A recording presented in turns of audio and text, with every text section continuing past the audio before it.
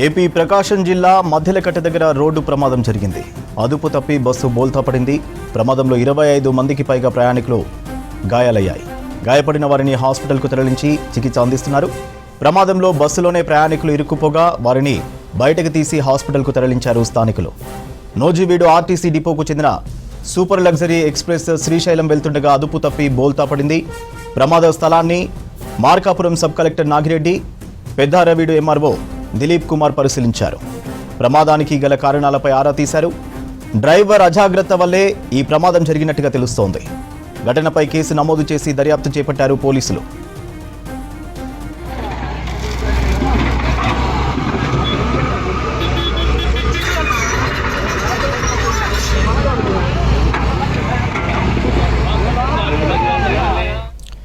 AP ప్రకాశం జిల్లా మధ్యలకట్ట దగ్గర road ప్రమాదం జరిగింది. అదుపు తప్పి బస్సు బోల్తా పడింది. ప్రమాదంలో 25 మందికి పైగా ప్రయాణికులకు గాయాలయ్యాయి.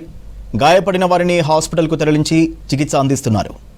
ప్రమాదంలో బస్సులోనే ప్రయాణికులు ఇరుక్కుపోగా వారిని బయటకు తీసి హాస్పిటల్కు తరలించారు స్థానికులు. నూజివీడు ఆర్టీసీ డిపోకు చెందిన సూపర్ లగ్జరీ ఎక్స్ప్రెస్ శ్రీశైలం వెళ్తుండగా అదుపు తప్పి బోల్తా పడింది. ప్రమాద స్థలాన్ని Markapuram sub collector Nagireddy, Peddaraveedu MRO Dilip Kumar పరిశీలించారు. ప్రమాదానికి గల కారణాలపై ఆరా తీశారు. డ్రైవర్ అజాగ్రత్త వల్లే ఈ ప్రమాదం జరిగినట్టుగా తెలుస్తోంది. ఘటనపై కేసు నమోదు చేసి దర్యాప్తు చేపట్టారు పోలీసులు.